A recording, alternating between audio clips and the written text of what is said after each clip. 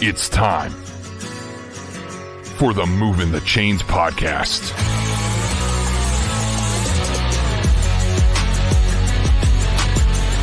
Your home for high school football coverage in the Palmetto State. Every team, every game, every week. And now your hosts, Kevin Thomas and John Epps.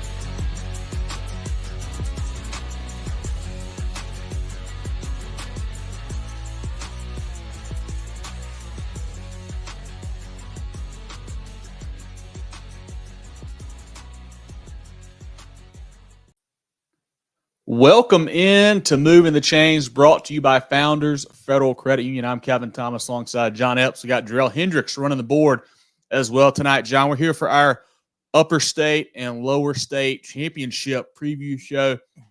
10 games this week, John. They're all big. Every team is good, man. I'm just kind of hoping now that we get good weather on Friday night. Yeah, it's a little bit questionable, but you know what? That's okay. That's all right. You know, these teams are good enough. They can play through a little bit of weather. For sure, for sure. Everybody who's playing now, congrats to you guys getting to practice on Thanksgiving. Go get a little feast afterwards. The grass is brown if you got a real grass field out there. It's the best time of the year. You worked hard to get to this point, so congrats to you guys. If you guys tune in for the first time, we really appreciate you. Check us out on Facebook, Twitter/X, Instagram, YouTube, etc. at Movin Chains, MOVINCHAINS. Our website, movinchains.com. Podcast on Apple, Spotify, Google, and more. We do a weekly preview show here live on Tuesday nights about 7 o'clock on Facebook and YouTube. We preview the following week's games. Love to have you guys hop in here and give your thoughts. Weekly recap show comes out on Sundays. Podcast only platforms for that one. Break down that previous week's games. We do our Friday night spaces on Twitter/X. We run through the scores from all across the state where different folks pop in who were at those ball games. A lot of really good stuff there as well. And then also get your MTC merch right now. We got Richardson hats. We got toboggans and beanies, gray, black, all different colors, all different hats. We got hoodies as well. Some really good stuff. The cold weather is here. These hoodies feel amazing. I wear one about the past 3 or 4 games. They're really good stuff. Super comfortable. The holidays are coming up, John. You know, get your special someone, some Movin The Chains merch. They would love that for Christmas. I know they would. But if you got any questions, check them out on our social pages. We got different pictures on our social pages. Our email here, mtcgear.sc@gmail.com for any questions you may have. Love to have you support us, help us go to more games, get better equipment, things like that. But should be a lot of fun, John. I know you've been wearing your hat and your hoodie a lot lately, man. It's good stuff, isn't it? I love that hoodie. It feels pretty light, but it's really warm. It's real fuzzy inside. It's great. Fits great. And the hats are awesome. Really, really good stuff. Let's start. Obviously, every game in the state is massive this week, John. I mean, they all could be CONA games of the week. But let's start with a couple that we've really got marked, really got our eye on. Our CONA games of the week brought to you by Carolina Orthopedic Neurosurgical Associates, CONA.care for more info. Let's start in 5A. Lower State 5A, that is. 2 undefeated squads, 2 13-0 teams. Summerville, the Green Wave, traveling to White Knoll, taking on Coach Pelham's Timberwolves squad. 2 teams that have been really rolling all year long, John, not really even being tested a whole lot. You know, Summerville last week, 63-35 over Carolina Forest. They're averaging 48 on offense, 20 on defense. White Knoll, 35-7 over Sumter, averaging 38 on offense, 7 on defense. 2 high-powered offenses, 2 defenses that fly around, John. A heavyweight matchup here for sure. Who do you like in this 5A Lower State game? You know, I thought about this for a while yesterday. I was going through making my picks, and I was thinking, who am I going to pick here? And it seems odd because we have had Summerville number 1 in our poll, I think the entire year. I don't think at any point we've had Summerville anywhere but number 1. I think unanimously, I think we've had them number 1. And I feel like they've earned that spot the entire season. It's rightfully earned. But this White Knoll team, we got to see them play at home against Fort Dorchester a couple weeks ago, 2 weeks ago now. I was blown away.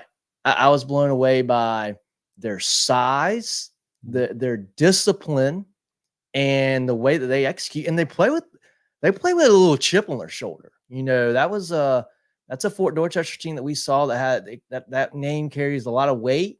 That they are a very proven, very good program. Nothing about that's different this year. They're still very good, very talented. And White Knoll they rubbed their nose in it. I'm early. Yeah. Early. I was very impressed with the size. Really, it was the size of White Knoll. They look big in warm-ups. 22 on defense is that guy's a monster. I was impressed with their size, but they're not slow either. Yeah. They're very, very fast for being a big team. And this defense has been good all year. It's not like, boy, they just caught fire. It's been good all year.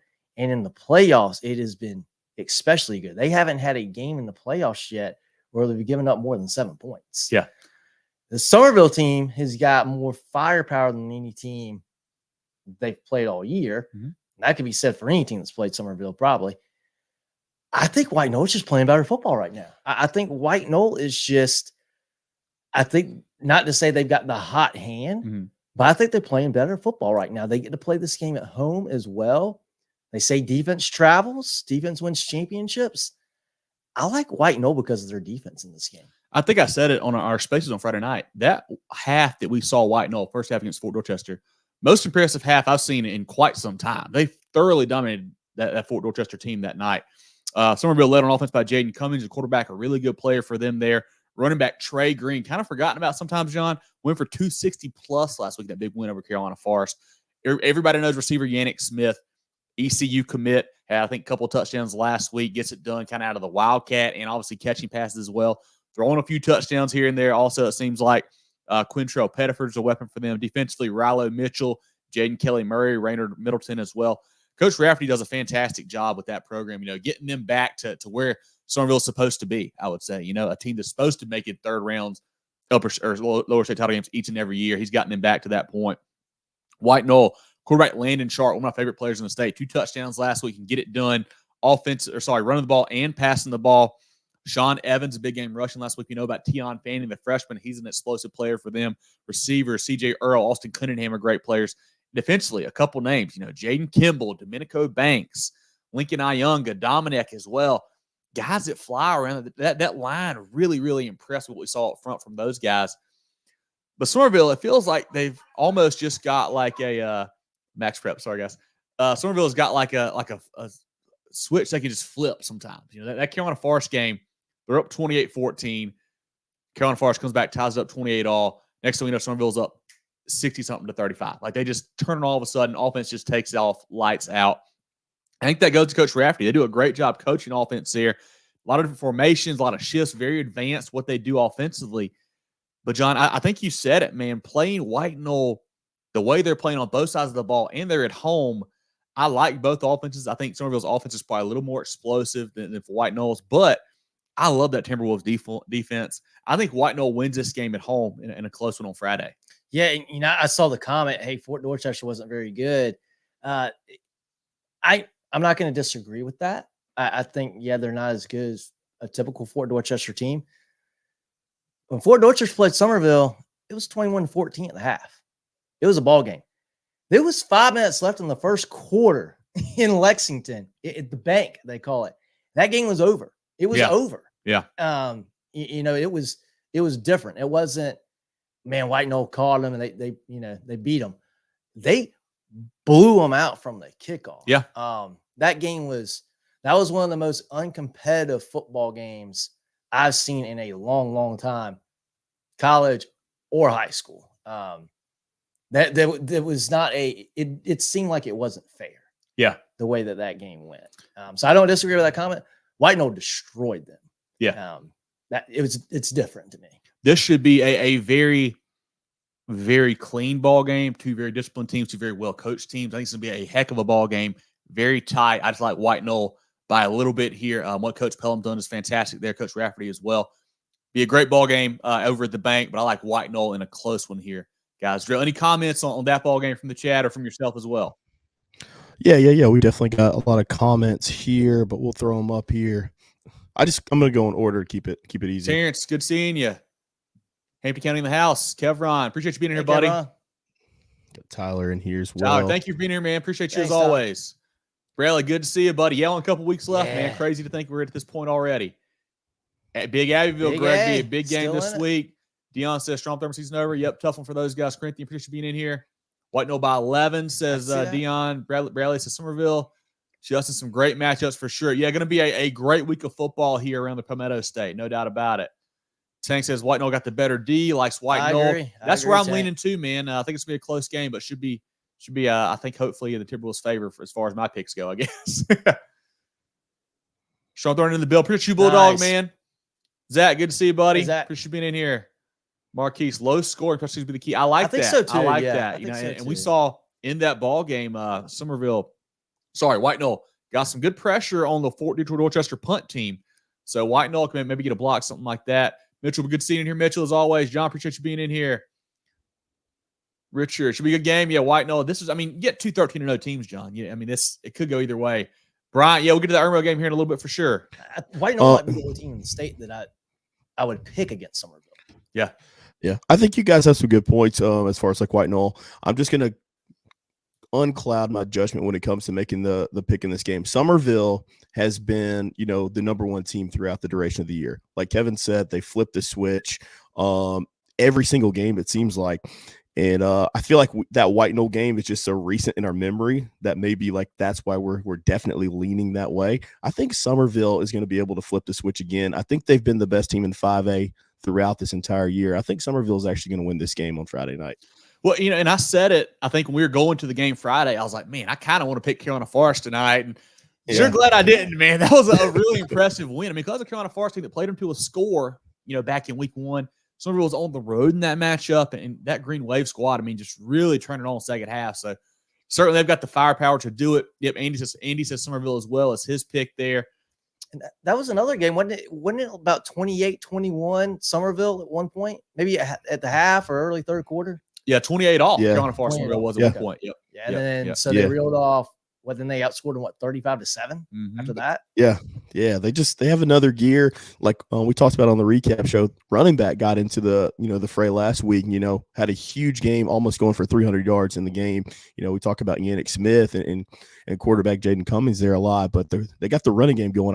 That Summerville offense, I think they've just been so explosive this year. It's going to carry them even against a very, very tough White Knoll team.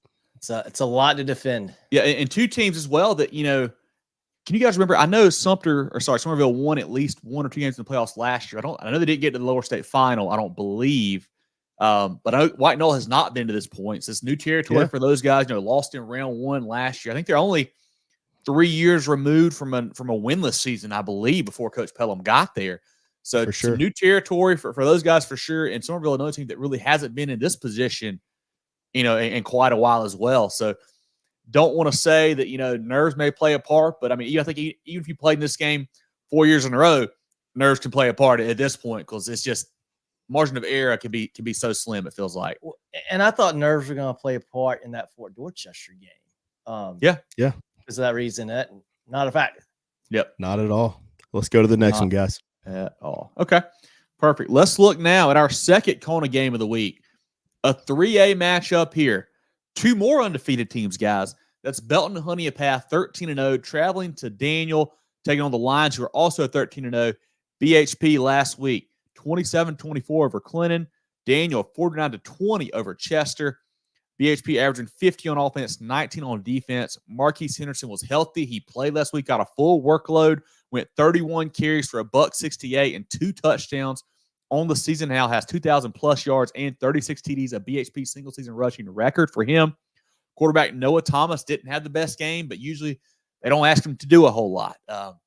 Hadn't really had a situation where he had to make a lot of big throws. So we'll see if that happens this week. Wide receivers Alexander and Paul. Defensively, Anderson, Burns, Kelly, Lathan as well. Daniel, 49 on offense, 11 on defense. Quarterback Colton Chapman, 18 for 24. 2 touchdowns last week. Jakari Bennett, 20 for 104 on the ground, 2 touchdowns. Torrey Shaw, 10 for 74, 2 more touchdowns. Wide receivers, Nixon, Chancellor. Offensive line led by the Shrine Bowler and Mr. Football finalist Watson Young. Defensively, Ty Plumley, Ben Joplin, Spencer Conn, Jackson Howland, those guys. Two teams that have been just rolling all year long. BHP hasn't played a lot of close ball games. Got to remember, they beat that Westside team that's in the 4A Upper State Final earlier in the year. They played Clinton to 3 points. Clinton's a very good football team.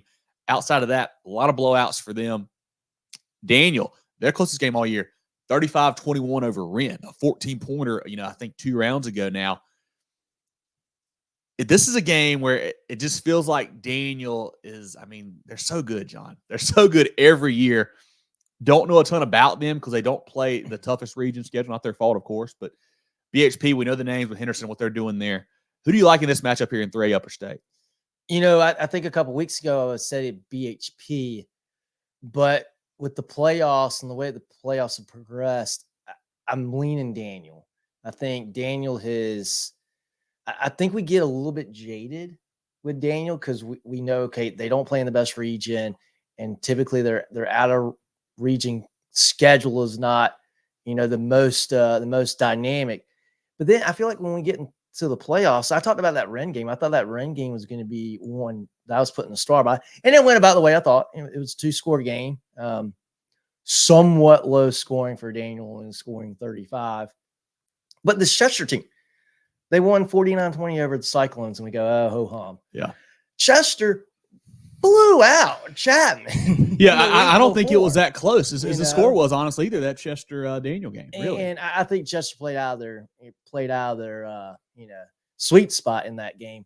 But, I don't know that. I think we get jaded to Daniel blowing people out and go, well, Chapman, maybe they're not, or Chester, maybe they're not that good. I don't know. I think Daniel was just very, very good. And we talk about flipping that switch. They do that. Yeah. Their schedule does not dictate how good they are. Yeah. They are. I know Clemson would make the argument a lot with the ACC going, hey, our schedule. We're still a really good team. Yeah. I think the same can be said for Daniel. Ironic, right?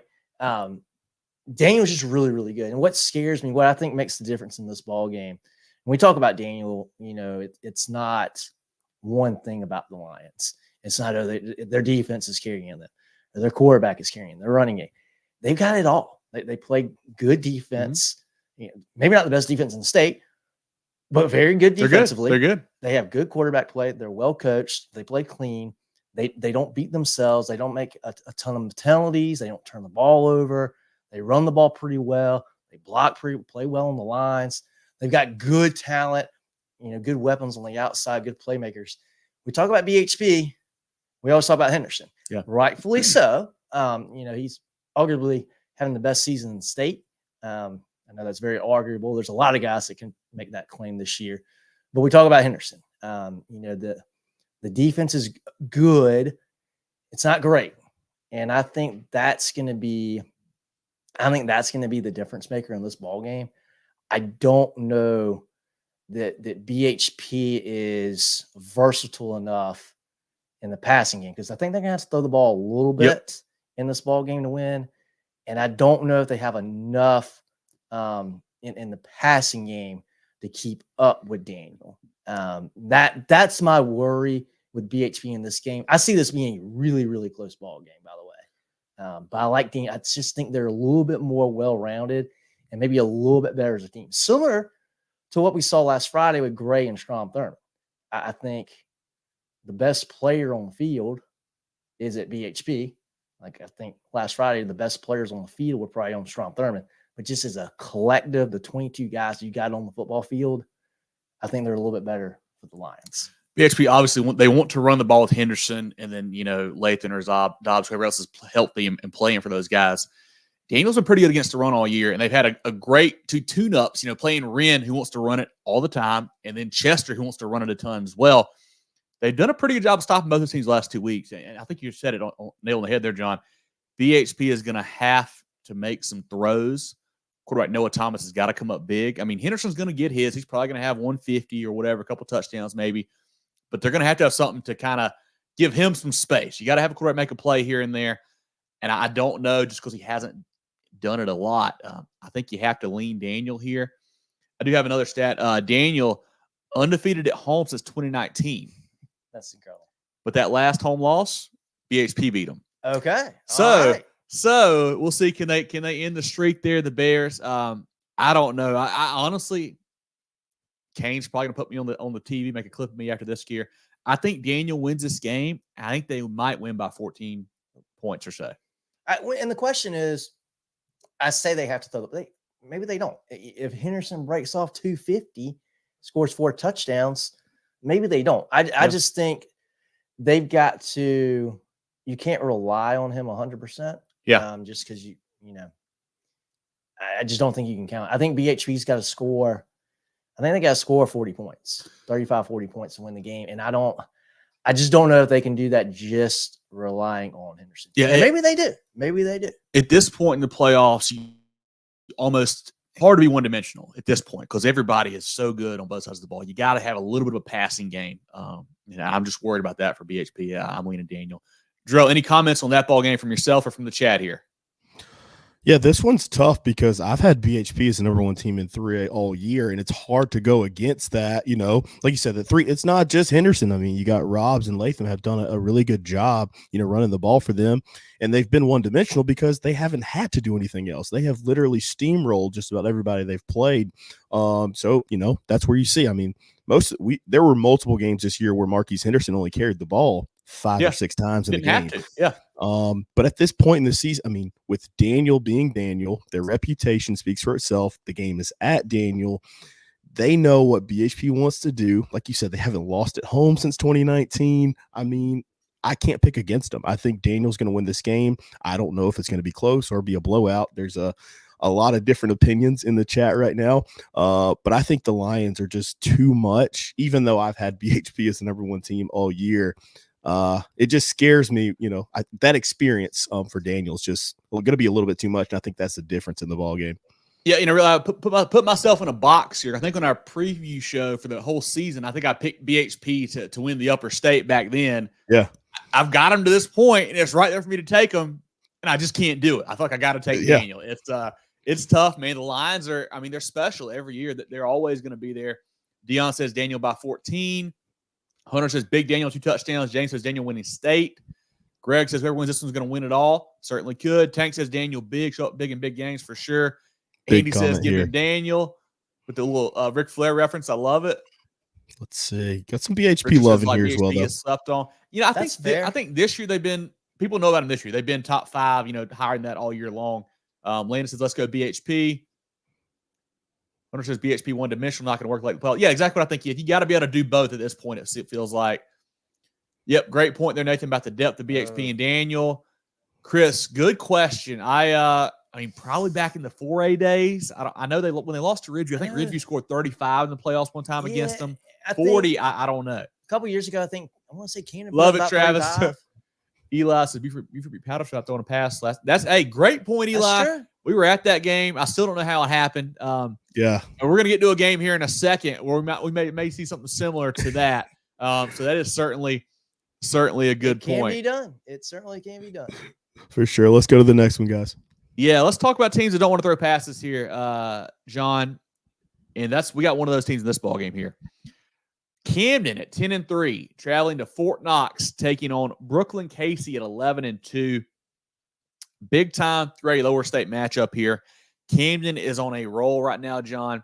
35-28 over Gilbert last week. 40 points on offense, 18 on defense on the season.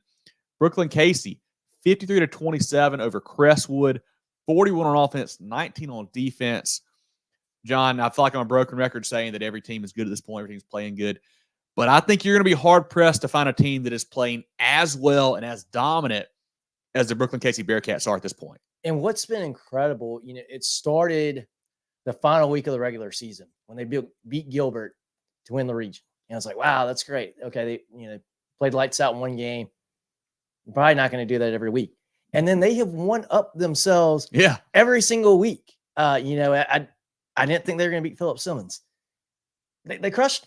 Yeah. The game, we left Red Bank at halftime. By the time we got to Cayce, the game was over. Yeah. And then last week, they're not going to beat Crestwood. They don't have enough. they run the ball. They don't have enough offense to keep up with Crestwood. They scored 53. I mean, it's just what they have done the last few weeks has just been nothing short of incredible. Mm-hmm. They are the hottest team in the state, the way they're playing football. Camden's not far behind them in that category. They've got two of the best back-to-back wins you can have, beating Dillon and then Gilbert. That's very impressive in their own right. I've gotten to the point now, and I hope I don't jinx them because I feel like that would be unfair. I can't pick against Brookland-Cayce. They're just playing. I'm using the mindset now of who's got the hot hand, who's playing better football right now. And it's Brookland-Cayce. If Crestwood was playing Camden, I'd pick Crestwood. That's how I feel about this. And they beat them up. They really beat up Crestwood, which was so surprising. They're playing with a ton of confidence. And I think that's something that we don't give enough credit to for teenagers. Yeah. 14 to 18-year-olds. When you got confidence, confidence in yourself, confidence in the guy beside you, your teammates, your coaches, and you're playing at home. You got a great home crowd, home atmosphere. I mean, you got all that mixed together. That is really, really hard to beat. We talked to Coach Sharpie after the game. The guy is just bursting with energy. Great character. A guy that you would love to play for. And teams take on the personality of their head coach, right? You look at Camden. Coach Rim, big, tough, physical guy. How does Camden play? Big, tough, and physical. This is going to be an awesome, awesome matchup. There's just so much going Brookland-Cayce's way right now. And I'm going to go with BC because of how well they're playing offensively. And they just seem unstoppable right now. And I say that, I've come to the conclusion I can't predict anything after what happened last week, but I just have the feeling BC is it's meant to be for those guys this Friday. Camden led by quarterback, D lineman, football player Grayson White, 17 for 25, 195, 2 touchdowns last week through the air, 82 yards rushing, 2 touchdowns rushing, and had the game-sealing sack late in the fourth quarter to end that ball game for them. Running back Avery Hickman, wide receiver John Mayrant, defensively Wilson Nash, the linebacker, passed 300 career tackles last week, John, for them. JoJo Krim had a big pick. Camden's a program we talk about all year long, especially in the playoffs, John. They've got guys who have been here, who know what it takes to win. They expect to win, expect to get the state title game. They're not going to be afraid of the bright lights, even on the road.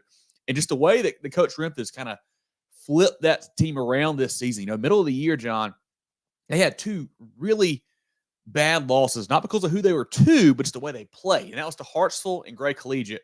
Non-competitive in both games. Both those teams, War Eagles and the Red Foxes, ran the ball down their throat, out-physical them. It felt like almost what you never see out of Camden. But they were in a tough spot. They kind of flipped it around, played good ball down the stretch, lost to Crestwood. No shame there. They've been on quite a roll in the playoffs. Big win over Dillon, of course. Big win last week over Gilbert. Coach Rimp has the guys believing, like you said, John. They're hot. They're on a roll. And that's why I kind of said, I think, before the playoffs started, where I feel like if they could have got by Dillon, they got a real shot to get to the state title game. And they're certainly playing good football. Brookland-Cayce, athlete, quarterback, running back, receiver. What do you want to call him? Will Football Young. player. Yeah. Shrine bowler, Will Young. 26 carries, 315 yards, 5 touchdowns last week. Running back Deshaun Washington, he had a slow night compared to Will. John, he only had 22 for 202 and 3 touchdowns. And he had a pick on defense. All over the field the last couple weeks for Deshaun there.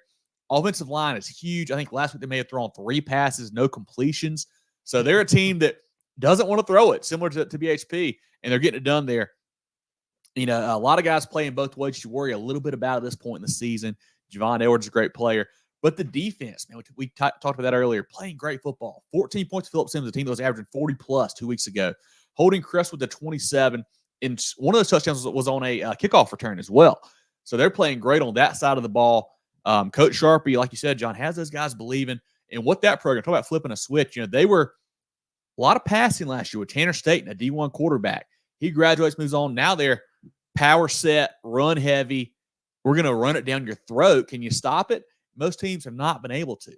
But the Camden is going to be ready for it. They're big. They're physical. Coach Rimp has those guys ready. But I think the way that Brookland-Cayce is playing right now, man, it is hard to pick against them. They are rolling. I think that run offense, the key is going to be getting the lead because he can just continue to do that. If they fall behind, if Camden can go up early, may have to throw a little bit. Maybe that kind of gets you out of your comfort zone a little bit there.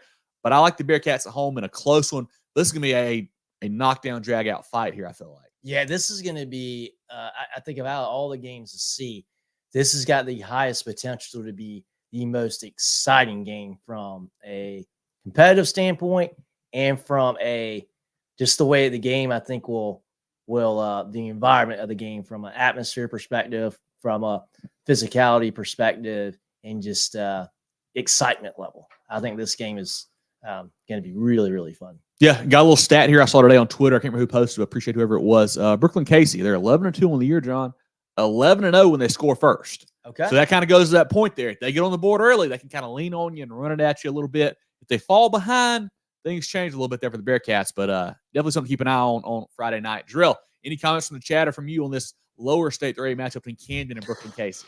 You know, we got some comments in the chat. I'll just get my stuff out of the way, man. It's going to be a lot of fun. That's going to be a very physical game, like John said. It's going to be a lot of fun. If you like to see hard-nosed football, get to Fort Knox and see that one. I think BC, their momentum is unreal right now. They're playing with so much pride and confidence, and they're just so physical. Like you said, those rushing numbers are ridiculous, but I love Camden's experience. I love Grayson White. The thing that worries me with Grayson having to play both ways, and not just playing both ways, you're talking about your quarterback playing D-line, and he's going up against that offensive front, and then having to switch over and play quarterback. I think this is going to be too much for those guys. So give me BC in this one, but it's going to be a very raucous and a fun environment in Fort Knox down there in Cayce. But here's some comments. Katrina Bearcats versus everybody. I do want to say, in this ball game too, I feel like what they're doing with Grayson, the little bit I've seen, it's been more about situational, like passing downs, putting rush to pasture. He may not see a lot of time at D-line this week. I don't know. We'll see how that goes. But there's not going to be any passing downs. He's going to have to play. That's what I'm saying. Dion says BC by 14. I like that score. Marquis says BC for real. Yeah, they're playing great, man. Great on foot advantage as well. Of course, that QB he is a player. Richard says got to go with Camden. Tank says BC. Corey says good dog fight. Yes, certainly will be. I see a cool for sure. Scott Smith here too.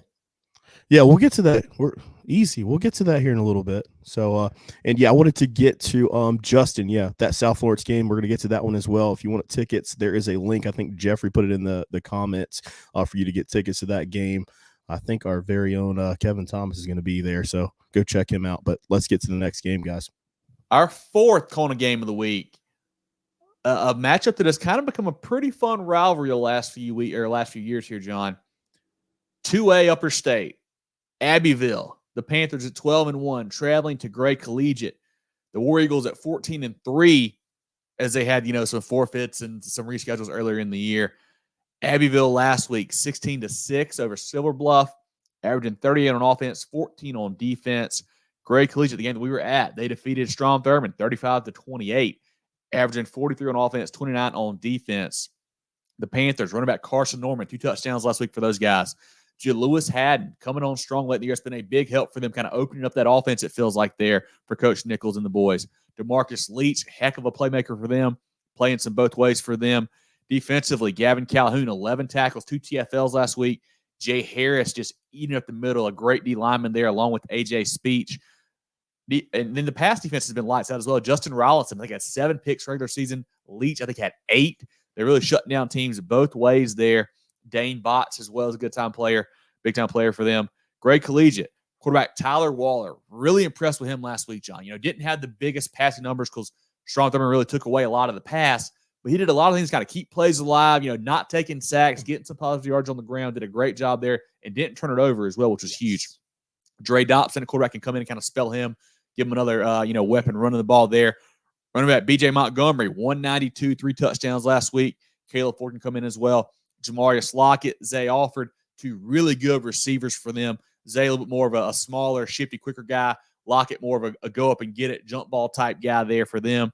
Offensive line, JT Sowell, the App State commit, leads that group up there. Defensively, Rylan Cunningham, Michael Bulwer, 15 tackles last week. Kenny Williams, 10 tackles last week. Zeb Taylor, Blake Croft, 17 tackles, and the game-sealing pick 6 for them. Justin Pauling as well in the back end.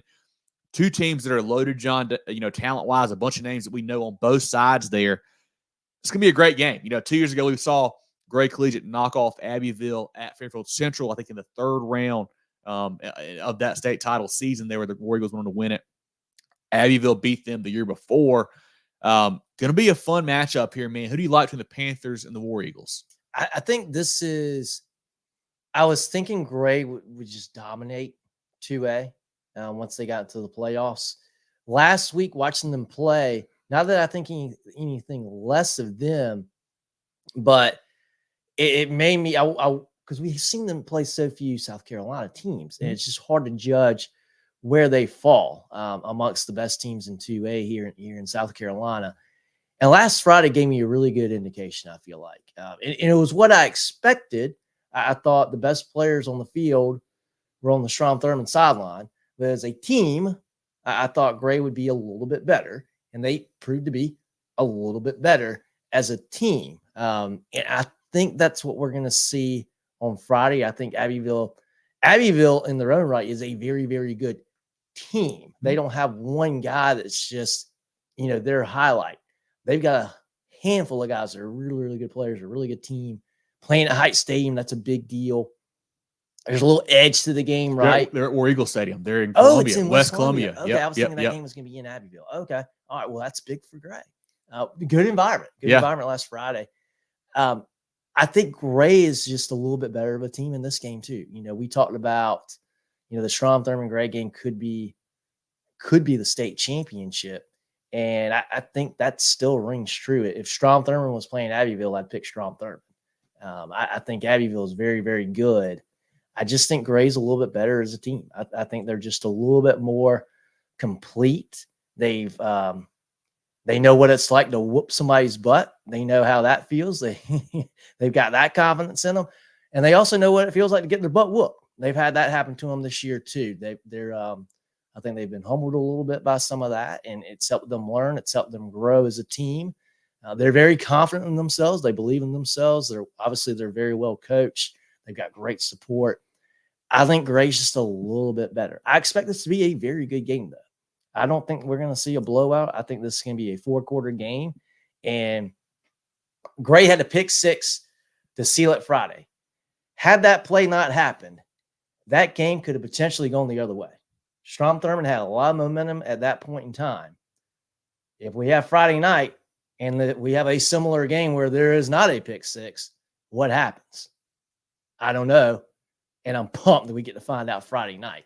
I think it's going to be a very close game where you and Jarrell talk about in the recap show, 1 or 2 plays, turn it one way or the other. But I like Gray by a little bit. Another 2A game where we're going to see two teams that have really, I feel like, big defensive lines for that clash. And we saw one last week, Strom-Thurmond and Gray, both teams really big up front. Same thing with Abbeville this week. And that Panthers offense, man, so tough to prepare for. Coach Nichols does a phenomenal job there.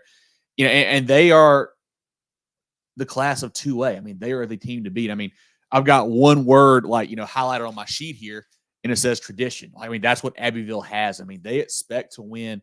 They have won so many state titles in that class. I mean, they are, the boogeyman. I mean, they are the big bad, guy on the block each and every year. It feels like they're playing great football right now. One loss to a Westside team that 4A upper state final this week. So, I mean, it's obviously a good team they lost to. They've beaten teams out of region like, Powdersville and Southside Christian, and they're playing really good football. Like I said, I think the emergence of Haddon has been big for them.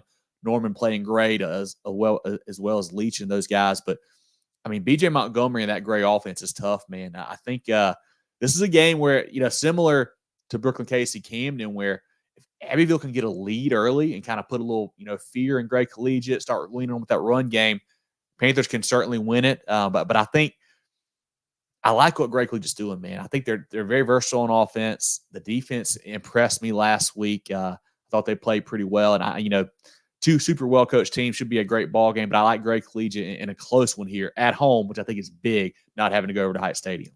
And Montgomery, Montgomery very good in the return game as well. Yes. We saw him really blaze some path on some returns last Friday too. For sure. Drill, any comments from you or from the chat here on this 2A game? I'm sure we got some in here. Yeah, for sure. No, I like this game a lot. It's like the new kid on the block versus the proven, like you said, tradition. There's no other word to describe, Abbeville, big gray. Might be the last time we get to see these two teams meet. So it's going to be a lot of fun. But I like Gray Collegiate a little bit more in this football game. Just kind of worried about Abbeville's ability to score. I know last week they played a very, very tough Silver Bluff defense. But only putting up 16 and getting those touchdowns late. I don't think they can afford a slow start against Gray Collegiate, because Gray Collegiate can get it done on the ground, and they have a quick strike with those receivers outside. So just give me Gray in that game. But we do have some comments here. We just got some emojis. Richard says War Eagles. For sure. Aaron says Gray. Dion says if Abbeville gets that run game going, that's the key. Getting the lead and be able to kind of lean on them with that run game, it will be key for Abbeville. They can do that. That's going to be bad news for Gray. JD with the comment of the night. Yeah, lock the doors, boys. Lock the doors this week. Great comment. Greg says, when a close one, defense makes a big play at the end. Yeah, I think at this point, if you can get a turnover late, that can seal a ball game. Mitchell likes Gray Collegiate in a close one as well. Andy says should be a great ball game, taking Gray. I don't know. Did John, did you call him Little Abbeville last week? Yeah, I don't know, Jim. That didn't come from us. I don't remember. And that's all good and great. Still got to play the game. Use it for motivation, man. I love it. Let's go to the next game, guys. Our next CONA game of the week, the game that I'm going to be at, probably the game that I'm most excited for this year, John. Yeah, probably this whole year. Honestly, that's probably a good quote there. This year, two of the probably most dominant teams we've seen all season long, honestly. And that's for a lower state. Irmo, 13-0, traveling to South Florence, the Bruins den. The Bruins also 13-0. Irmo, 34-7 over James Island last week, just steamrolling everyone, averaging 52 on offense, 7 on defense. South Florence, 42-22 over Lancaster, a team that was obviously red hot coming into that ball game, averaging 42 on offense, 11 on defense. Coach Brand and Coach Marlowe had these guys rolling. I think Irmo's closest game all year was a 35-21 win at Hartsville. South Florence played South Point to within one score, but outside of that, big wins every single week, it feels like, John. I mean, the immovable object versus the unstoppable force, it feels like here in this one. Who do you like in this? I mean, huge matchup.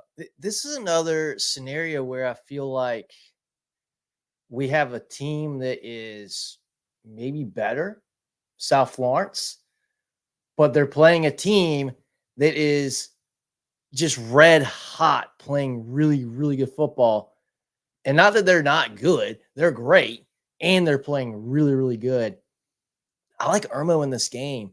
And for the reason I like Irmo in this game, I think during the year, their offense has been pretty good. Their defense has been pretty good. And now here in the playoffs, it's like the offense is elevated a little bit and the defense is clamped down a little bit. At the same time, both sides of the football have gotten better. I thought that James Island game last week was going to be, a just slobber knocker, 21-14 kind of ball game. And they suffocated James Island. Their defense, and we talked about it a little bit, but we were worried about the James Island offense a little bit. And they suffocated them. And that's a really good James Island team. And then on the other end, they put up 35. Yeah. Who does that? Nobody's done that. I mean, it's probably been 5 or 6 games since James Island's collectively given up 35 points. I think Irmo has just got it going on both sides of football. There's no shortage of talent, especially on the offensive side for the Yellow Jackets. They've got experience as well. You talk about South Florence team, though. I saw them play Hartsville earlier in the year, and it's a testament to Coach Marlowe, the way that he coaches that team. This is another, and we say this, and everybody needs to take note, because I feel like we say this every year about these teams that are playing here on Thanksgiving weekend.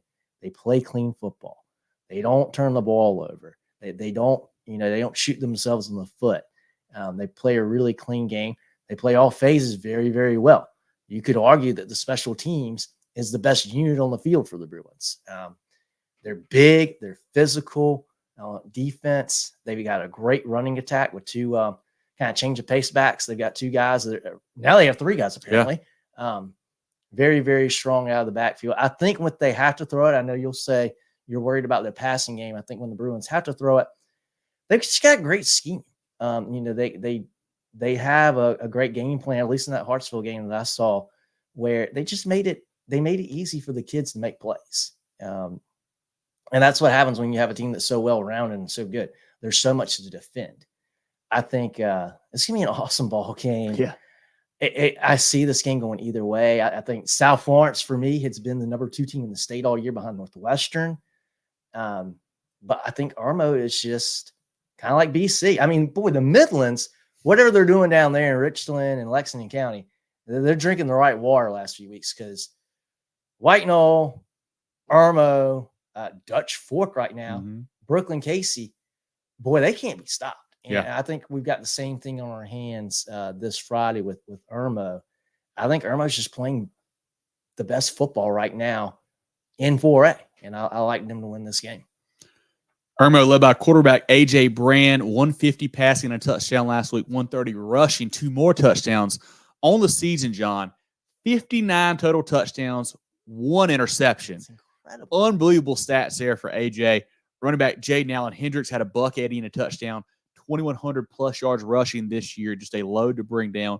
Wide receivers Donovan Murph, Tevlin Smith, defensively McCleary, Smith, White.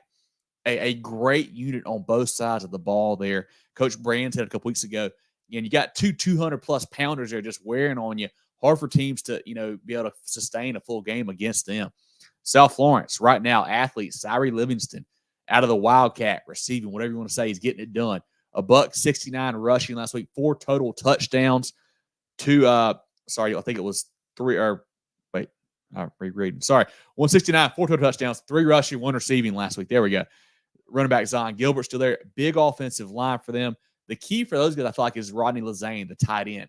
What he can do in the blocking game and the run game there, phenomenal. They're kind of setting that edge, and what he can do for Coach Marlowe's offense. He does a great job. Kind of overlooked a lot of times. Make sure you give him a shout out. Great play. They are working in a new quarterback, Messiah Jackson. Kind of getting his feet wet the last couple weeks for there. Defensively, so many names Amari Adams, Derek Goodman, Terrence Moore, Shantuan Harkless, Quincy Rhodes, Terry Gordon. I mean, tons of guys that have been playing for them, played ball last couple of years and made big-time plays for those guys. I will say, though, last week, Lancaster, they were hanging around in that ball game, and they found something. They ran for, I think it was 335 on the Bruins. Didn't see that coming. I think to keep yourself Florence, they're going to have to hit a couple pass plays. I mean, you got to at some point with Jackson. Maybe you find Livingston, whatever you do, need to get somebody involved there. Another key for this one, John, both teams are dangerous in the return game. Quincy Rhodes is special for South Florence. Tevlin Smith, I think, ran 2 back, a punt and a kick 2 weeks ago, doing a great job there for that one, for the Yellow Jackets. And we talk about it, I feel like every week, South Florence, pick 6, fumble return touchdown, kick return, special teams touchdown, whatever it is. Irmo doesn't turn the ball over. So that may take away one of those big weapons for the Bruins. Going to be a really tight ball game there. I think 2 teams that, with the way that they've been playing, haven't really faced a ton of adversity in a ball game, I would say. Haven't really been punched in the mouth, found themselves down 7 or 14 late in the second quarter or whatever. I think this is going to be a really good ball game, really close ball game. 2 phenomenal teams, man. I have a hard time picking this one. I think with what South Florence has done last year, winning the state title, running the table again to this point this year, I think I have to pick them. But it is so hard to win 2 in a row. So hard to win 2 in a row, state titles, that is. But I like the Bruins in a close one, a dogfight at home on Friday. But that's going to be a heck of a ball game. They deserve that endorsement for sure. Yep. Drill, any comments from you or from the chat here on this 4 game? I know we got some folks in here talking about Irmo and South Florence. Yeah, guys, if I didn't have family in town this week, for the holiday, I'd be driving to Florence this weekend to catch this ball game. I mean, this is going to be hard hitting, 2 of the best defenses in the state, regardless of class. Going to be a lot of fun. I got to go with South Florence, though, in this game. Nathan's comments just definitely stick with me until Yeah, South kinda what Florence, I said, Nathan. until somebody beats them. I can't say that they're going to lose a football game, and that's not to say Irmo is fantastic. Yeah. I do like South Florence's defense, their ability to force turnovers, and that's something Irmo obviously hasn't dealt with this year. And South Florence, when they force a turnover, they like to score. So I think they're going to be able to do that, maybe one or two times. They're going to be playing this game at home. So I like South Florence to win, but I don't see this being more than a 3 to 7 point football game. Two really big, really physical teams. I don't think either team will be able to kind of wear the other out. I think they're both built for this type of ball game. Might get some rain in the forecast Friday as well. Could be really, really run heavy down there in Florence. But Drell, they're built so similar. That's the crazy thing. I do like with Irmo. The thing with Irmo, like AJ Brand, that's the difference maker. South Florence has kind of rotated a little better quarterbacks passing. all It feels year, like where AJ has been, steady and very phenomenal this season. Under center. Lee says Derek Goodman in the defense with the difference. Heck of a player there for sure. Tank likes Irmo. Marquis says South Florence will win. Dion says South Florence by 7. Just as played a defense good as South Florence. Yeah, I don't think either team has played a team as good as they're about to play. Pretty dang good. Richard Weaver's taking Irmo here, it looks like, in that one. Andy says South Florence is their pick. Yeah, I mean, it's going to be a phenomenal game. Aaron says Big Irmo. Skylar says South Florence defense is different. Andrew says Irmo. And that's all we have for the comments here. Yeah, that will be a heck of a ball game. So once again, our CONA games of the week: Summerville at White Knoll, Belton-Honea Path at Daniel, Camden at Brookland-Cayce, Abbeville at Gray Collegiate, and Irmo at South Florence. If you guys missed us talking about that game or any of those games, feel free to go back once the show's over. You can check it out at the beginning of the show. We went through those 5. Drill, let's give a quick shout out to our friends of the program before we break down the other 5 matchups here in the upper and lower state round. Take your financial game to the next level with Founders Federal Credit Union. Reach your full potential. Relax. Join Founders today. Visit an office near you or relaxjoinfounders.com to apply. Federally insured by NCUA, member qualification required. Carolina Orthopedic and Neurosurgical Associates, CONA, offers the most advanced training and experience in orthopedic surgery, neurosurgery, sports medicine, and pain management in the upstate. 3 convenient locations in Spartanburg, Duncan, and Greenville. Go to CONA.care to learn more. Well, John, let's take a look now, starting at the 5A bracket, the other 5A game we didn't mention. Let's break that one down here. Yeah, it'll be Dutch Fork and JL Mann going at it. Not a matchup. Who saw it coming? Who saw that coming, man? JL Mann playing great football, 21-13 over Hillcrest last week. Dutch Fork, a dominant performance over Gaffney, 35-10. Dutch Fork averaging 33 on offense, 16 on defense. JL Mann, 40 on offense, 14 on defense. 2 really teams, that are really impressive what they've done this year. Because JL Mann, you never think they're going to be at this spot. Coach Watts has done a great job there. They played Hillcrest back in week 10. It was a 42-35 matchup. Last week, 21-13, completely flipped the script, go all defense heavy in that one. Quarterback Ethan Anderson, 2 touchdowns last week. Nasias Morrison running the ball 18 for 86, 1 touchdown. Michael McClellan, 2 receiving touchdowns. Also gets it done kind of out of the Wildcat, running the ball as well. Great return man also. I think I called him kind of a Dante Hall earlier in the year on Rob Brown's show. A really electric playmaker there for the Patriots. Keyshawn Henderson's a big-time player for them. They did have a guy last week get ejected. Not sure what. I don't know if he's back. I don't know what the rules are with that in the playoffs. I don't know. We'll see how that works out. We'll be interested to see. Dutch Fork, like I said, dominant last week. They gave up 10 points. The only touchdown Gaffney scored was a punt block ran in for a touchdown. Nothing on offense. They had 1 field goal they made, 1 they missed. Outside of that, couldn't get anything going. Quarterback Ethan Alfing played again for the Silver Foxes. Went 239 total yards, 4 touchdowns. I don't know that status of John Hunt. I don't know if he's in, he's out. I'm not sure this week for those guys. Trenton Lodge at running back.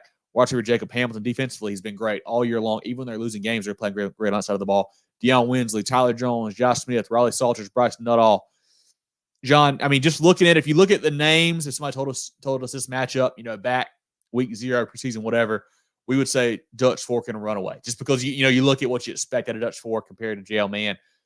But I think at this point, John, 2 teams playing great football here. Yeah, and JL Mann's been playing really good defense here in the playoffs. I was very impressed. Yeah, they've beaten Hillcrest twice, but the fact they held them to 13, that was impressive. I was really I thought that was, and it shows the versatility of this team. You know, they played the same team. They went with their offense first time around. Second time around, they went with their defense. Yeah. You know, that's an incredible mark of a good indication of a very good football team, right? Dutch Fork, we talked about their defense all year long. Their defense has been good. Their offense has really put it together here late in the year and then into the playoffs. And I believe this game is in Dutch Fork. At Dutch Fork. Dutch Fork. Yep. Okay. I think Dutch Fork, again, this is where I think they're probably the more complete team. I think JL Mann's been playing great defense here in the playoffs. I like Dutch Fork's defense a little bit better. And the fact that Dutch Fork's offense has come along. And I just think that they're a little bit better of a team. And I know that could just be me. I've been sleeping on JL Mann all year. And that could be me doing it again right here, right now. But I thought that Dutch Fork Gaffney game was going to be really, really close, really, really competitive. It wasn't. So, and again, this is probably bad analysis by me. If JL Mann was playing Gaffney, I'd probably take Gaffney. And you know, Dutch Fork dominated that game. I think this game is going to be pretty close. I think it's going to be closer than that 35-10 that we saw. I think the JL Mann defense is going to play pretty tough, but I just don't think JL Mann, and they got great quarterback play. They can score points. I say that I think Dutch Fork's better. JL Mann, when they get on the football field, they're a very well-rounded team in their own right. I'm just my gut feeling is going with Dutch Fork. JL Mann 11-2, Dutch Fork 8-5, and the Patriots, John. We talk about them in our preseason show early in the year, throughout the year, the offensive weapons that I mentioned. But the last 2 weeks has been the defense. You had 2 pick sixes against Spartanburg to help them win that ball game. Shut down a powerful Hillcrest team last week, held them to 13. Had some turnovers as well. Coach Watson, what he's done is just a phenomenal job. Got that program in this upper state round. It is super impressive for them. I just think Dutch Fork's playing great football, man. You know, Coach Knotts and the guys are saying greatest story ever right now, the way they've had this turnaround this season. And I don't think it ends this week. They're playing too good, I think, both sides of the ball. I like the Silver Foxes to win this game, a close one at home. But, I mean, 2 teams that we didn't think would be here 5 or 6 weeks ago, probably for sure. Yeah. So great to see this matchup. But I like Dutch Fork in a close one. Drill, any comments from you or the chat on this one? Yeah, no analysis for me. I'm just not picking against a Tom Knotts coach Dutch Fork team. That's just, it is what it is. Who can blame you, you know? It's that simple. I think they're going to win the football game, but that's not to say, man, I'm rooting for the Patriots, you know, just because of the turnaround that Coach Watson has done there, being a Greenville County school, playing in this, you know, upper state championship is quite the accomplishment. But I think Dutch Fork wins. And a lot of Dion says Dutch Fork big. You know, we had a chance to interview Coach Watson last year. It's on our YouTube and Facebook page. Go check it out, guys. He was great to talk to, what he's done to kind of turn that program around. Really great interview, really smart guy, doing a great job. Yeah, Mark, he says he's defensive genius. Exactly right. He liked JL Mann with the upset. Richard says Dutch Fork's going to be tough. Kurt and Tony appreciate you hopping in, Kurt. Look forward to next year and following Barnwell and Cameron some more. Should be a great year. Have a great Thanksgiving and Christmas to you as well. Andrew says Dutch Fork big. Zach says JL Mann might show what Patriot football is all about. That would be a surprise, man. That would be a great win there for Coach Watson's squad. Zach great story on both sides, though. Dutch Fork's resiliency and JL Mann getting back on the map. Yeah, most definitely. Let's look down at 4A now, John. What ball game we got there? This is out of our games of the week. This is the biggest one that's not. Greenville Westside. Again, a couple weeks ago, not a matchup we would have expected. We've got a super talented team in Greenville with, I'd argue, the win of the year for the state last week, beating Northwestern at District 3. Drill, any comments from you on 4A or from the chat on 4A? If this Greenville team beats this Northwestern team, I'll eat my hat next week. So give me Northwestern. I got to pull for Greenville now. I want to see that. I got a lot of hats. I will literally do it on live next week. Huh? I didn't say. Did you say that, John? Well, to be fair, I did say I would help because I felt that confident. A man of his word. A man of his word. I love it. We will sell this hat at a discount. I should have said I would eat my boot because that's how far I put my foot in my mouth Whoa, what a win. We talked about it Sunday night, Kev. This Greenville High team, impressive. It's 5 days later, still can't believe it. Been getting called out on social media all week, and I absolutely love that because we talked about it, man. No one believed that Greenville was probably going to win except Greenville High alums, Greenville fans, and those guys in the locker room. They went out there and did it. And, man, I will eat all the crow. I will take all the criticism because I thought Northwestern was the best team in the state. There was no gimmicks. There was no flukes. Those guys lined up, went to D3, and just beat those guys. It wasn't an abundance of turnovers. They got the job done. Critical moment, stopped the 2-point conversion. Kudos to Greenville Senior High. Man, going to Upper State. I'll jump out. Had to play that clip, though, man. I had a lot of fun with that the last few days. And just all I can say is congrats to those guys. Yeah, Greenville 10-3, Westside 12-1. They matched up back in region play. Westside defeated them 28-14 in that matchup. I don't know, John and Joe, you guys might remember, I know Mazio Bennett was injured earlier, had some concussion issues. I'm not sure if he was in that ball game or not, but that was a big win for the Rams at that point. You mentioned it last week. Greenville goes to D3 Stadium. They beat Northwestern 42-41, averaging 37 on offense, 18 on defense. Westside, high scoring affair here, boys. 68-53 over Midland Valley, averaging 48 on offense, 25 on defense. Last week for the Red Raiders, Mazio Bennett, 3 rushing touchdowns. Katie Mosley, a big game. Quarterback Bryson Drummond, a solid game. Westside, Cutter Woods, 14 for 21, 246, 4 touchdowns. Running back Sherrod Richardson, 16 for 175, 2 TDs, and a 65-yard receiving touchdown in that game. DeMarco Evans is a good back. Receivers, the NC State commit, Jamar Boston. Josh Williams, thinks the East Tennessee State commit. He's a good player for them. Both offenses can go. We know they can both put up points. It may come down to similar to both these games, or both these teams' games last week, who can make the stop on defense? Who do you feel good about on defense, John? Well, Greenville made a stop on a 2-point conversion and win the game. So if you want to say defense, I trust the Red Raiders a little bit more. This is so tough. This is so tough. I think Greenville's the slightly more talented team. They got literally talent on the offensive line. Talk about Maggio, of course. Good quarterback play. Great defense. I mean, they got guys. I think they got 2 guys on their defense that have had 7 takeaways. Each. They do a great job there. Playing with a ton of confidence right now. I'm gonna go with this is another game where I just kind of go with my gut. I don't know that we see Greenville do this 2 weeks in a row. They're good enough. They're talented enough. They got everything to do it. I don't know. Something in me says I don't think they're going to do it 2 weeks in a row. It's crazy for me, and no offense to Westside. It's crazy to think Westside could be playing for a state championship next weekend in Orangeburg. But I think they are. I think they are. I think, we talk about defense wins championships. I know that's that old adage. I think this game's going to be who can make more offensive plays. And it honestly may be who has the ball last. I think it could be one of those games where it's another track meet, 60-50 kind of game. And I like the consistency of Westside's offense a little bit more. We're 2 weeks removed now. We're so enamored with the Northwestern game. We're 2 weeks removed from a 24-21 Greenville win over Greer. Mm-hmm. That scares me a little bit. I think Westside has been a little bit more consistent this year.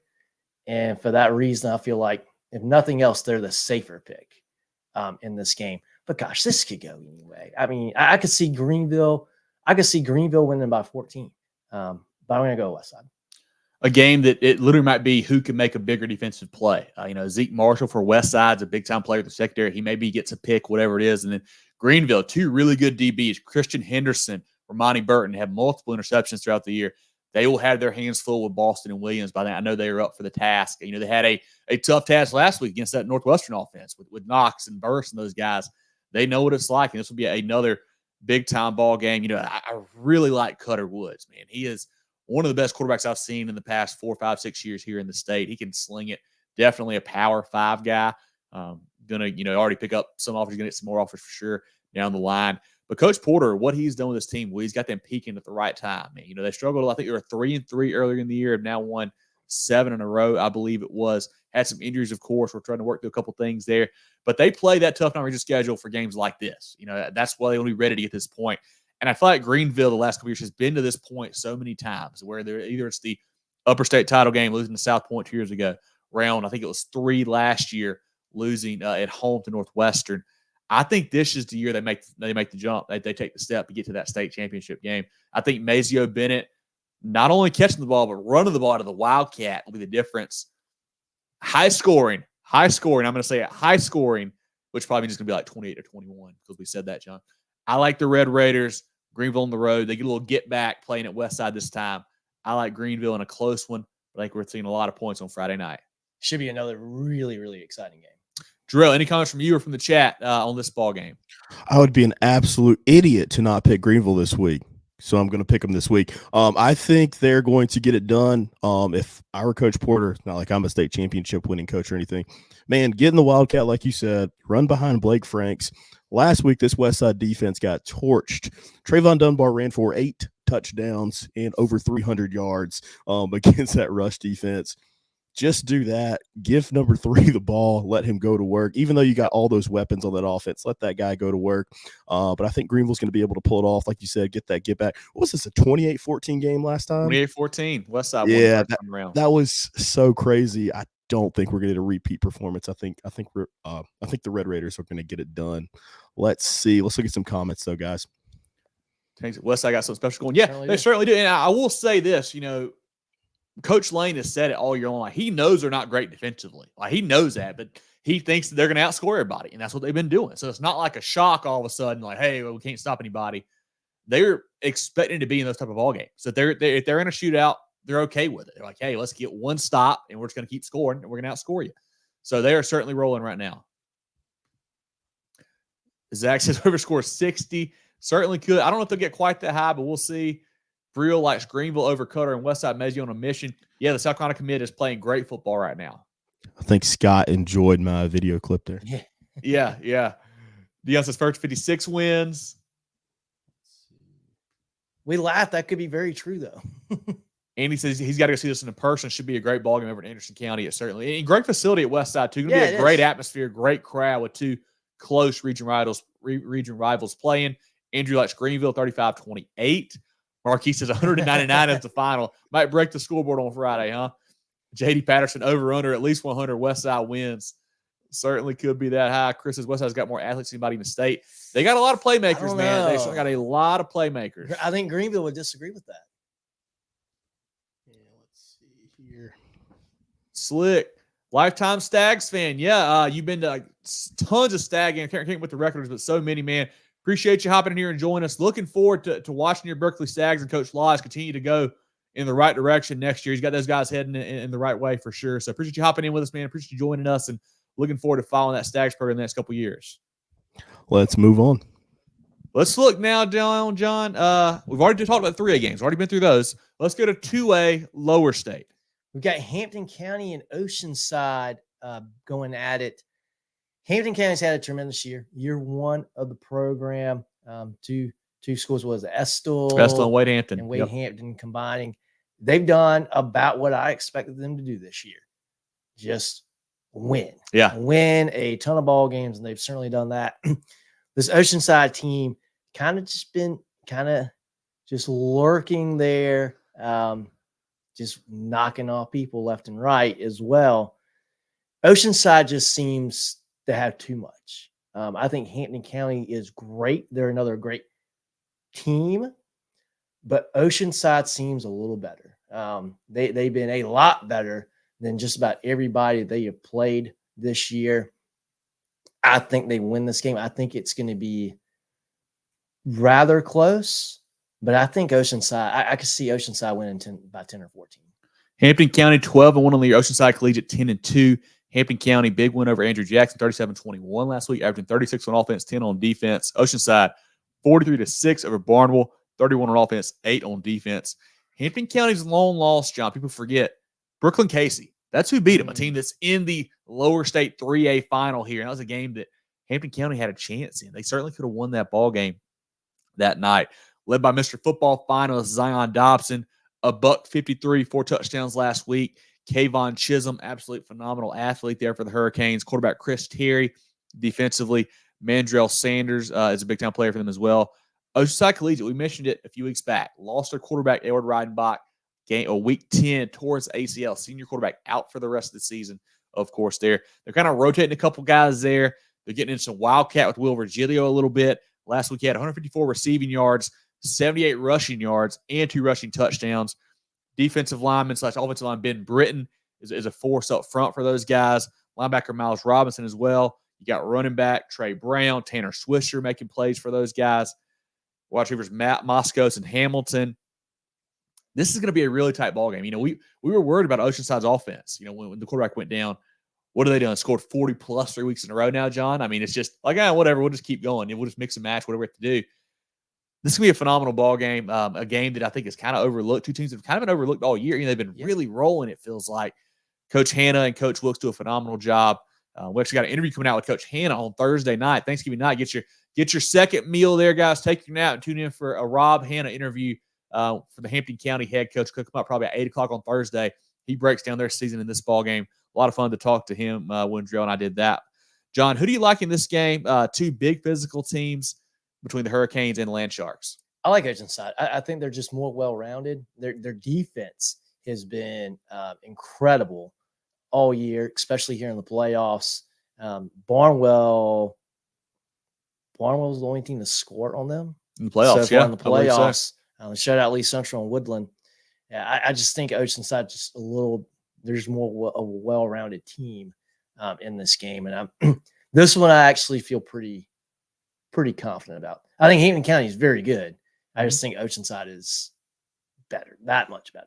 Last year, Oceanside Collegiate played Wade Hampton in the playoffs, blew them out. I think it was 73-28, something like that. Obviously, completely different program this year with Hampton County coming together. A stat from our guys at Loco Sports.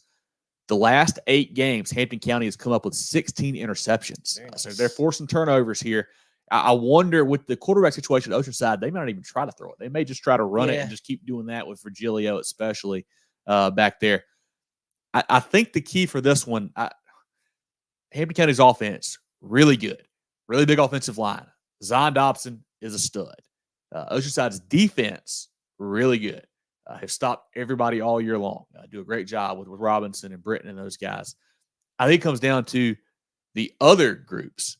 Oceanside's offense against Hampton County's defense. Who wins that matchup, I think, will be the difference there. Because I think, honestly, Oceanside's defense is probably going to do, they're going to take away Dobson. Like, that's got to be their game plan. Can they shut him down? They got to try. Probably not. They can't shut him down, but they'll hold him down.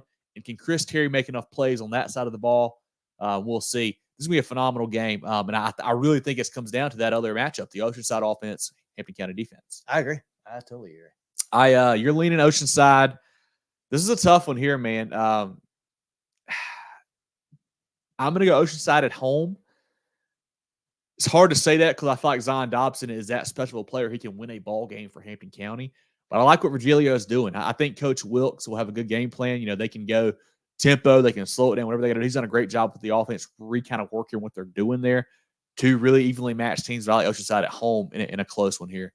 Drew, any comments from you or from the chat on this ball game?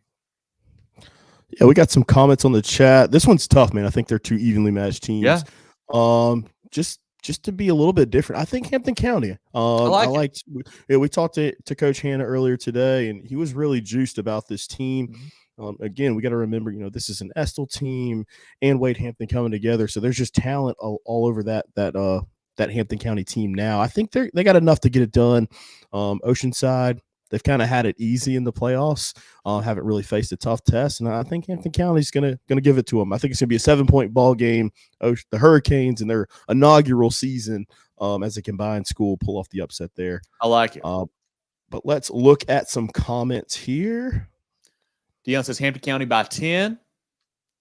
Terrence says Hampton County by 14. Wow. Terrence and Vanessa, appreciate you guys. Mitchell says got to go with OC. I'm going to throw this. I don't know if this is a slide or what. It is what Marquis it is. Says Varnville S will take Academy with the win. Love it. Yeah. Scott says Oceanside by 7. Tay says go Rebs. Man, tough one last week, Tay. And you boys fought hard and did not give up at all. That's for sure. Almost came back. Aaron says you're wrong, John. Wouldn't be the first time, and I guarantee you. I was waiting on this comment to come up. So Marquise, yeah. We did some regular season interviews, and the coaches were undefeated that following week. We'll say that. I will say the last two, Philip Simmons and Strom Thurmond, has not gone that way. So we'll see. You know, hey, this isn't baseball. We don't have to worry too much about jinxes and all that stuff. Let's just play ball here. Kurt and Tony say Hampton County wins have more speed. And that's all the comments we have on this game, guys. Perfect. Well, let's look down now, John, at 1A. If you guys missed any of our games so far on our CONA Games of the Week or through 5A down to this point, you can always go back and watch it when the show gets over. We'll have kind of I'll put a timestamp in there so you know where to click. But let's break down the 1A matchups, John. You want to start upper state or lower state? Yeah, let's go upper state first. We've got a region matchup here, Christchurch and St. Joseph's out of Greenville County. This could be a really competitive ball game. Could be a blowout. These two teams have been interesting how they've kind of the difference they've had. I think Christchurch won the first matchup, I believe. 35-21 in week 9. St. Joseph's has played very, very good football since then. I like Christchurch. I think they're better. They won by 2 scores a handful of weeks ago. I think Christchurch has won me over the last few weeks toward the end of the season. That in that region, it doesn't get any tougher than that as far as 1A goes. I like Christchurch to win this. Both teams come in at 11-2. St. Joe's 27-14 over Southside Christian last week, avenging an earlier loss to those guys, averaging 37 on offense, 14 on defense. Quarterback Cade Alt doesn't have to throw it a lot. They run it a lot with Lucas Salgado, Jackson Campbell, Johnny Jaruzelski as well. Great name there. I love saying that last week. It's been fun to say it. Johnny Jaruzelski, great player on defense especially, but also running the rock for those guys. Henry Dryden, Nathaniel Coffey on defense for Coach Goodman's team there. Christchurch 27-7 over Blackfield Hilda, averaging 41 on offense, 15 on defense. Running back Deshaun Reeder, the Northwestern commit, 13 carries, $119, 2 touchdowns last week. In the first matchup here, John, they kind of try to take away, Reeder, really stack the box and whatnot. Quarterback Tucker Hendricks went 15 for 19, 320 and 4 touchdowns. Receiver Jackson Rep, 7 for 198, 2 touchdowns the first time around. Defensively, Will Margot, Jake Good, both double-digit tackles last week. Cooper Horonchek, AC Hatfield, Patrick McMaster also leading that squad for the Cavs on defense there. You wonder if you're St. Joe's, do you stick with that game plan where you want to shut down Reeder and just make Hendricks and Rep beat you? Because they certainly did the first time. How much do you change, you think? Is it obviously you tweak things here and there, but is that your main philosophy still, you think, John, or do you completely flip it maybe? I think Reeder's still the best player on the field. So yeah. I think you have to. Obviously, you got to make some adjustments. You can't come out and do the exact same thing you did, or you're going to get probably run over. And I don't know. I didn't see that game. I don't know if they were just putting, 8 guys in the box and saying, hey, good luck. And they did it. Maybe you don't quite go that much of a sellout on it. But again, I think that goes to show how good Christchurch is. Yeah. Reeder, you definitely got to focus on. That's who they always say. You don't let the best player beat you, right? Mm-hmm. And I think you just, unfortunately, if you're St. Joseph's, I think you're in the bad situation where it goes, all right, well, let's see if we can take away your best player, and if you beat us, you beat us. Yeah. And I think that's just why Christchurch, I think, is better. And if you're Christchurch, maybe you swing the ball out to Reeder a little bit, get him in the passing game too, and just give another dimension that St. Joseph's has to defend that maybe they're not completely prepared for, or just have the talent to be able to do.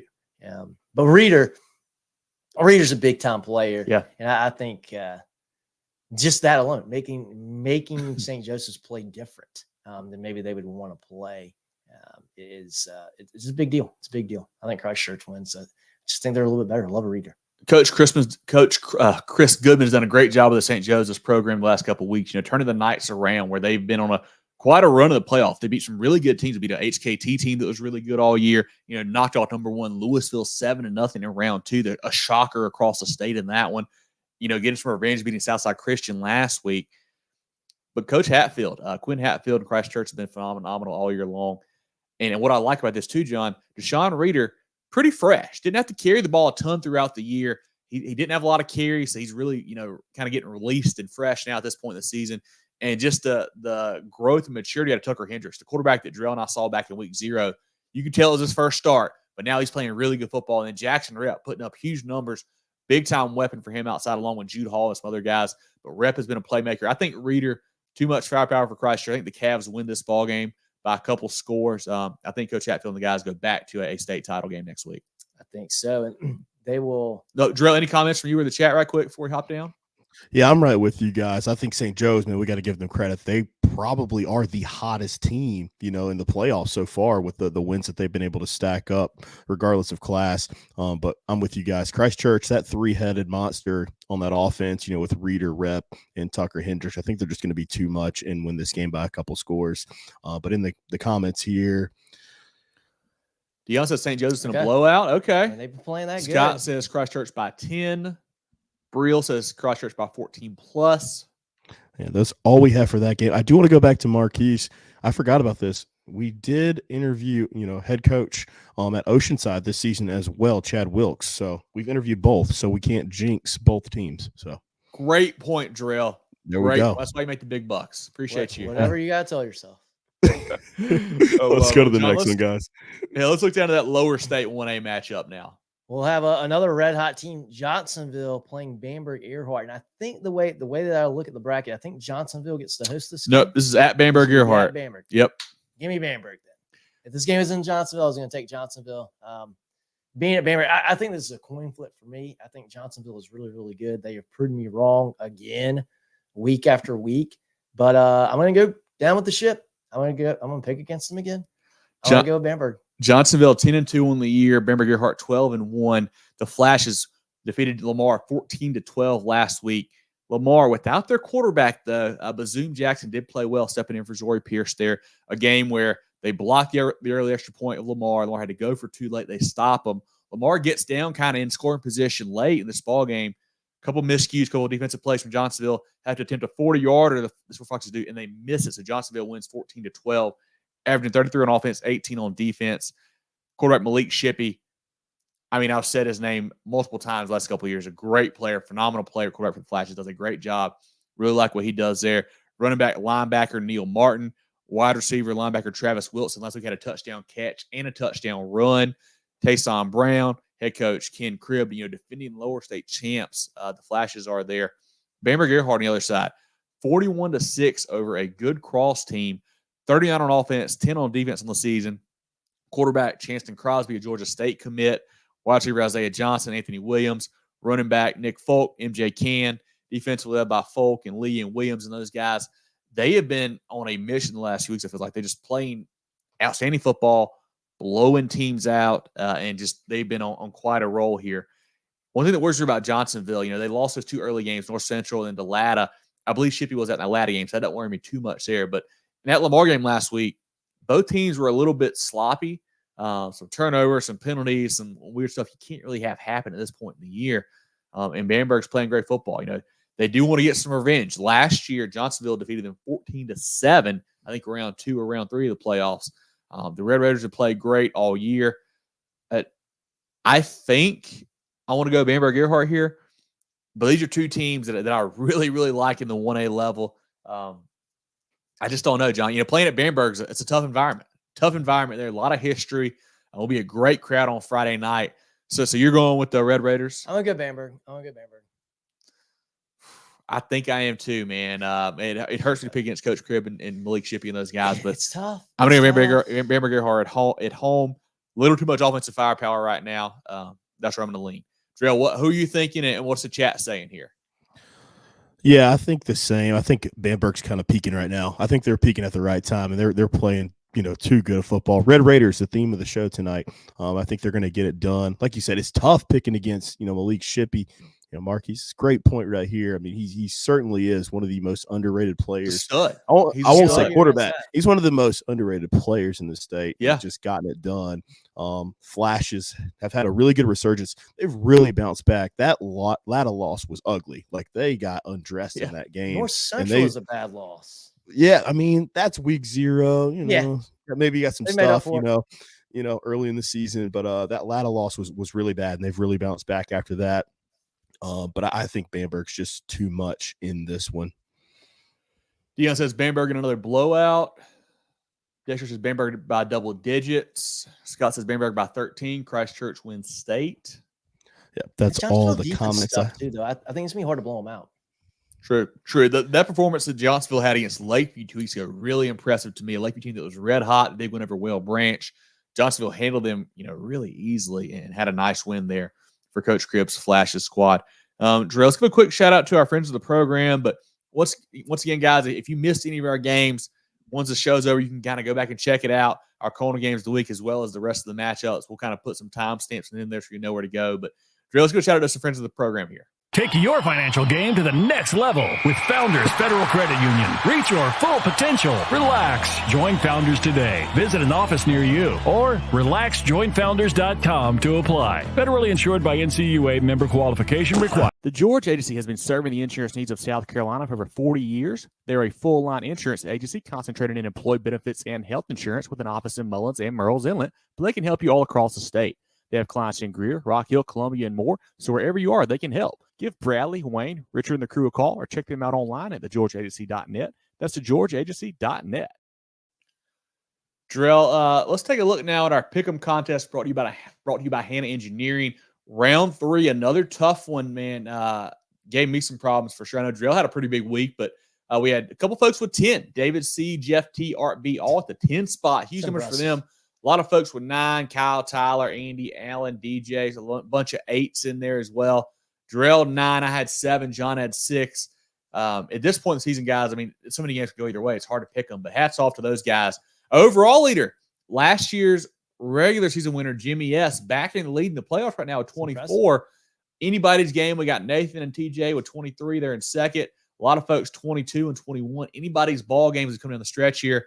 Drell with 21, me with 19, John with 11. A lot of tight matchups here. It's going to be interesting to see what happens here in this week and also in the state title round. But if you guys haven't joined that, feel free to do so. It's on all of our social media pages on our website as well. You hop in there, make your picks. We scored each week. It's a lot of fun to do. It gives you a reason to keep up with all the ball games and not just your team. So been a lot of fun to do that throughout the season.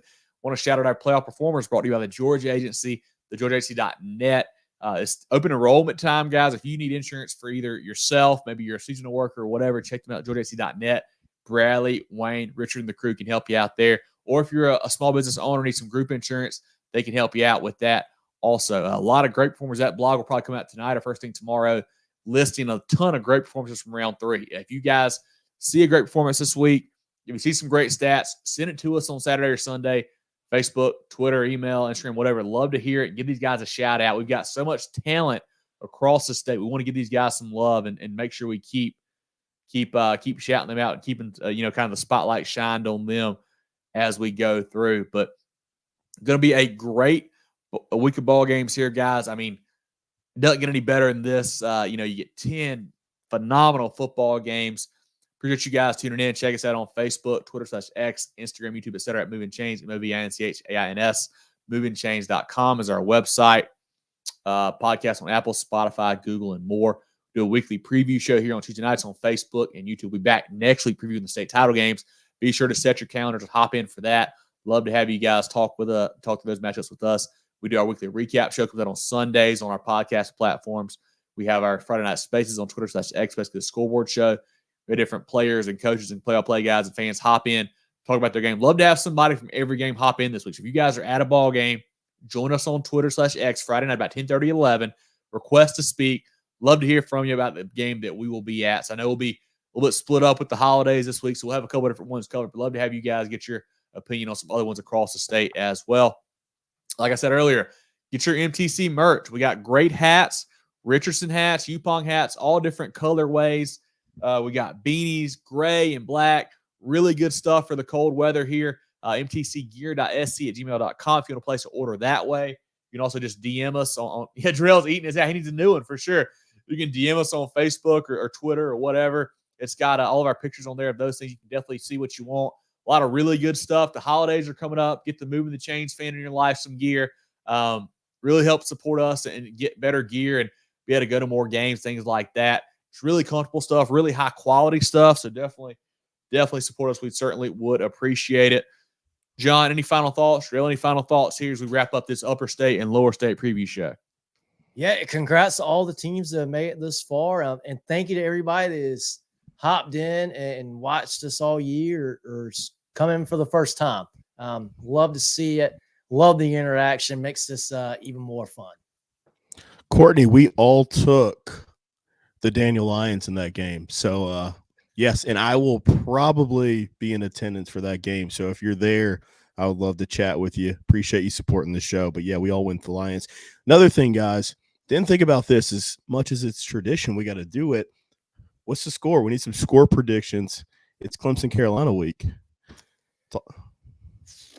I'm going to say Tigers 24-21. Ooh, 24. Not too confident with your Tigers there, John. Not- Kevin, who not you picking? Your Gamecocks or your Tigers this week? I get both now, apparently.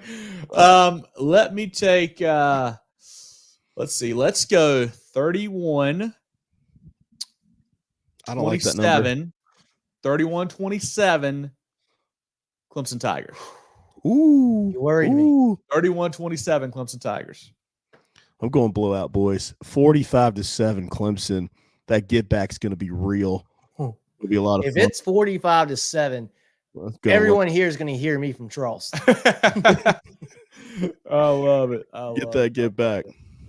Hey, Yeah, Nate Wiggins. if you guys, Courtney, Nate Wiggins is locking down Xavier Leggett, in case y'all are wondering. I've been seeing that stuff on social media all week. Hey, Marion County boy. I know he's an Palmetto auctioneer. I know he's getting locked up, though. Courtney, if you missed the BHP game, this is the beginning of the show and our CONA games of the week. Like I said, guys, we're going to put in the timestamps of each game so you'll know where to go to check them out. Will be a lot of good stuff. Anything else from you guys before we shut it down here? No, I just want to happy holidays, everybody. Happy Thanksgiving. Thanks again for tuning in. Like I said, I know I'll probably be up in 6 Mile Central. I don't know what that is this week. And Central, technically. Yeah, wherever it is. And then Kevin's going to be in the lower part of the state visiting family. So come talk to us if you see us out. Yeah, I'm going to be at that Irmo South Florence game. If you guys are there, definitely let me know. Love to say hello, shake your hand, and talk some ball with you. Certainly will be a lot of fun. This has been our upper and lower state preview show. Movin The Chains is always brought to you by Founders Federal Credit Union. For Jarrell Hendricks and John Epps, I'm Kevin Thomas. Happy Thanksgiving, everybody, and we will catch you guys soon.